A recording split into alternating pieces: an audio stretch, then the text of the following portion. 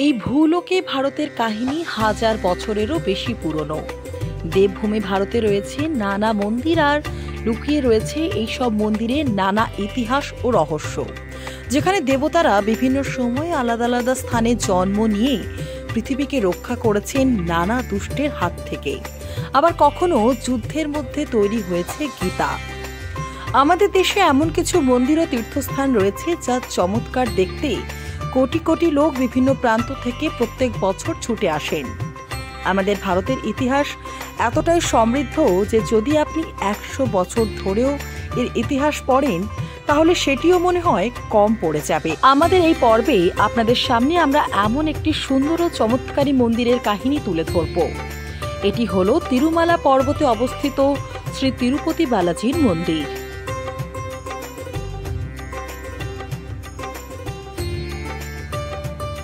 প্রাচীন কথা অনুযায়ী একবার মহর্ষি ভৃগু বৈকুণ্ঠ লোকে পদার্পণ করেন এবং এসেই শেষনাগের ওপর যোগ নিদ্রায় শয়ন করেন এবং ভগবান বিষ্ণুর বুকে তার পা দিয়ে আঘাত করেন। ভগবান বিষ্ণু তৎক্ষণাৎ মহর্ষি ভৃগুর পা ধরে নেন এবং তাকে বলেন যে ঈশ্বর, আপনার পায়ে আঘাত লাগেনি তো? ভগবান বিষ্ণুর সামনে মহর্ষি ভৃগু তার হাত জোড় করে নিজের ভুল স্বীকার করে নেন। কিন্তু এই অপমানের জন্য দেবী লক্ষ্মী মহর্ষি ভৃগুকে কোনোভাবেই ক্ষমা করতে পারেন না এবং তাকে দণ্ডও দিতে চান, এবং ভগবান বিষ্ণু মহর্ষি ভৃগুকে ক্ষমা করে দেওয়ায় দেবী লক্ষ্মী ক্রোধান্বিত হয়ে বৈকুণ্ঠ লোক ছেড়ে চলে যান। যখন ভগবান বিষ্ণু দেবী লক্ষ্মীকে খুঁজতে শুরু করেন তখন তিনি জানতে পারেন যে দেবী এই ধরালোকে পদ্মাবতী নামে এক কন্যা রূপে জন্ম নিয়েছেন। ভগবান বিষ্ণু এই কথা জানার পরেই তিনি তার রূপ বদল করে পৌঁছে যান পদ্মাবতীর কাছে। ভগবান বিষ্ণু দেবী পদ্মাবতীর সামনে বিবাহের প্রস্তাব রাখে এবং দেবী সেই প্রস্তাবে রাজিও হন।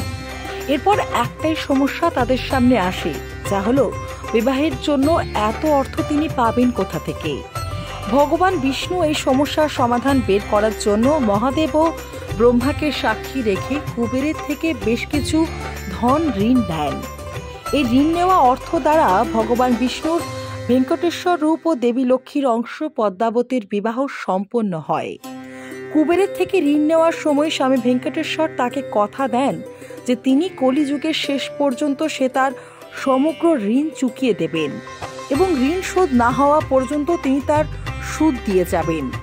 ভগবানের ঋণে ডুবে থাকার মান্যতার কারণে এখানে আসা পুণ্যার্থীরা বা ভক্তরা প্রচুর ধন দৌলত ও বহু মূল্যবান সামগ্রী ভগবানের চরণে ভেট হিসেবে প্রদান করেন, কারণ ভগবান যেন ঋণ মুক্ত হয়ে যান।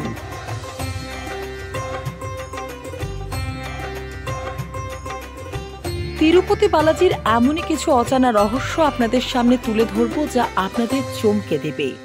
তিরুপতি বালাজির এই মন্দির ভগবান বিষ্ণুর প্রতি সমর্পিত।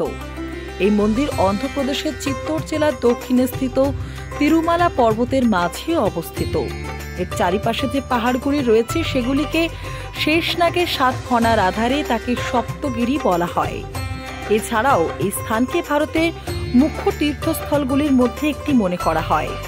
এই মন্দিরে ভগবান বিষ্ণুর অবতার স্বামী ভেঙ্কটেশ্বরের মূর্তি বিরাজমান। এমনকি এও মনে করা হয় যে এই মূর্তি আসলে জীবিত। মনে করা হয় এই মূর্তি কোনোদিন কেউ বানায়নি, এই মূর্তি নিজে নিজেই এই স্থানে প্রকট হয়েছে। এছাড়াও এই বিগ্রহের মাথায় যে চুল রয়েছে সেগুলিও আসল, এবং আপনার এই কথা শুনে অবাক হবেন যে এই চুলগুলিতে কখনোই জট পাকিয়ে যায় না এবং সর্বদাই তার কেশগুলি মোলায়েম থাকে। বালাজির এই মূর্তির গায়ে কিছু আঘাতের চিহ্ন রয়েছে এবং সেই আঘাতের ওপর প্রলেপ হিসেবে লাগানো হয় চন্দন। বালাজির গায়ের এই ক্ষতর পেছনেও রয়েছে এক ইতিহাস। বলা হয় ছোটবেলায় বালাজির মা নাকি তাকে এক লাঠি দিয়ে মারেন আর তাতেই বালাজির গায়ে আঘাত লাগে, আর তার এই ক্ষত যেন সেরে যায় তাই সেই ক্ষতর ওপরে চন্দনের প্রলেপ লাগানো হয়। रमजान का पाक महीना आया है, चारों ओर खुशियों का बहार छाया है। तभी तो Shri Balaji fashion readymade suit और सूट पीसों का संभार लाया है। जी हाँ, महिलाओं का जाना पहचाना शोरूम श्री बालाजी फैशन लेकर आया है एक्सक्लूसिव डिजाइन के readymade suit and suit pieces. इसके इसके अलावा डिजाइनर साड़ियों का संभार, साथ ही है मान्यवर के अट्रैक्टिव कलेक्शन। आज ही आना Shri Balaji fashion, opposite Subhash cinema hall, GT road, Asansol. Tirupati বালাজির এই মন্দিরে রয়েছে এক অদ্ভুত পরম্পরা, যা যুগ যুগ ধরে আজও একইভাবে চলে আসছে। এই মন্দিরে নারী পুরুষ নির্বিশেষে চুলদান বা কেশ দানের এই অদ্ভুত ও প্রসিদ্ধ পরম্পরা রয়েছে। ভক্তদের মনস্কামনা পূরণ হলে এখানে এসে তারা তাদের কেশ দান করেন। এই পরম্পরার সাথে যুক্ত রয়েছে এক গভীর মান্যতার। মনে করা হয় কেশ দানের সাথে সাথে এখানে মানুষ আর অহংকার, হিংসা ও সব খারাপ সমর্পিত করে দেন ভগবানের চরণে। প্রত্যেকদিন প্রায় 20,000-এরও বেশি মানুষ এখানে তার কেশ দান করেন।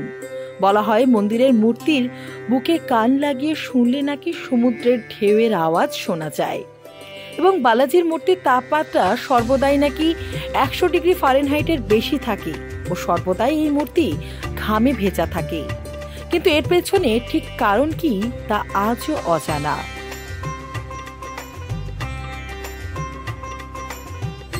এই মন্দিরের একটি বিশেষ আকর্ষণ হলো এখানকার লাড্ডু প্রসাদ। প্রত্যেকদিন এখানে প্রায় 3 লক্ষ লাড্ডু তৈরি হয়।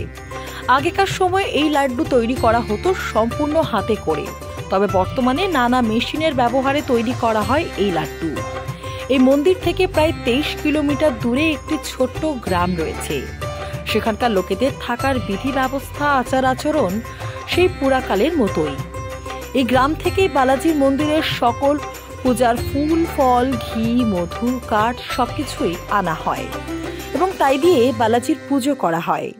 এই গ্রামের বাইরের লোকেদের ঢোকার কোনো অনুমতিও নেই।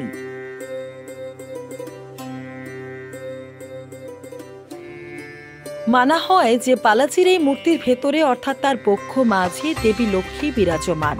প্রত্যেক বৃহস্পতিবার যখন বালাজির মূর্তির সমস্ত সাজগোছের বদল করা হয় এবং তাকে স্নান করানো হয় ও চন্দনের প্রলেপ লাগানো হয়, তখন দেবী লক্ষ্মীর এই অবস্থান বোঝা যায়। বালাজির শরীরে লাগানো সেই চন্দনের প্রলেপ যখন সরানো হয়, তখন স্বামী ভেঙ্কটেশ্বরের পক্ষে দেবী লক্ষ্মীর ছবি ফুটে ওঠে। আপনারা একটা কথা জানলে অবাক হবেন যে এই মন্দিরের গর্ভগৃহে একটি প্রদীপ রয়েছে এবং সেটি কোনো তেল বা ঘি ছাড়াই সর্বক্ষণ 1000 বছর ধরে জ্বলছে। অবশ্য এই রহস্যের কারণ আজও অজানা। এছাড়াও আমরা জানি যে কর্পূর যদি কোনো পাথরের প্রতিমার গায়ে লাগানো হয় তাহলে সেই মূর্তি ধীরে ধীরে নষ্ট হয়ে যায়, কিন্তু এই ক্ষেত্রে তেমনটা ঘটে না। উল্টে এই মূর্তিতে কর্পূরের কোনো প্রভাবই পড়ে না।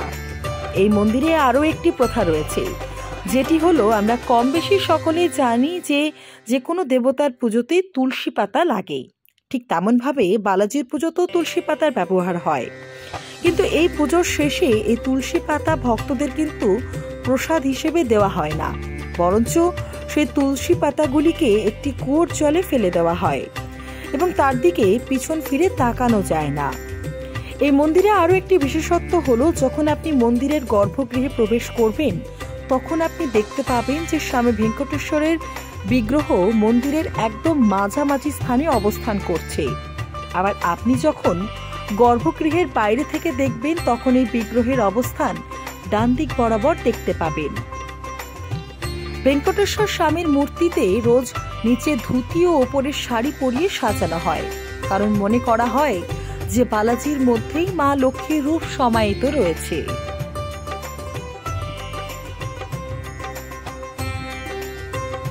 এই পর্বে আপনাদের জানাবো কিভাবে সহজেই আপনারা কলকাতা থেকে সরাসরি পৌঁছে যাবেন তিরুপতির মন্দিরে।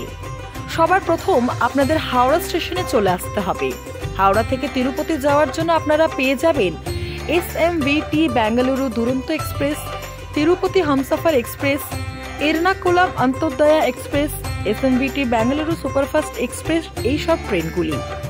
হাওড়া থেকে আপনারা নামতে পারেন রেনিগুন্টা স্টেশনে অথবা তিরুপতি স্টেশনে।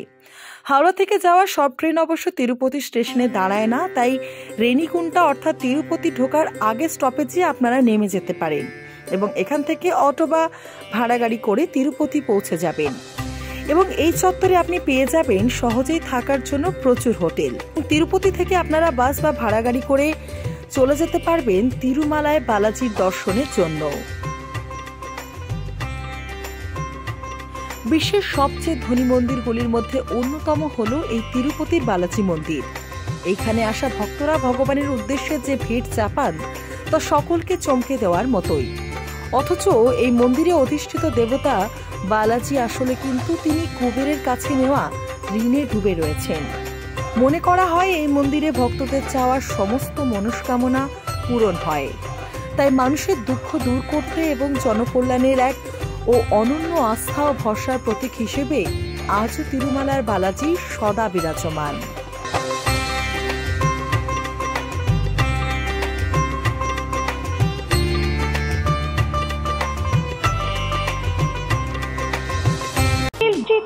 चल रहा है आसनसोल के लोकप्रिय और विख्यात वस्त्र शोरूम श्री बालाजी फैशन में 15 मार्च से 14 अप्रैल तक चित्र सेल का लाभ उठाएं और पाए 70% तक की छूट।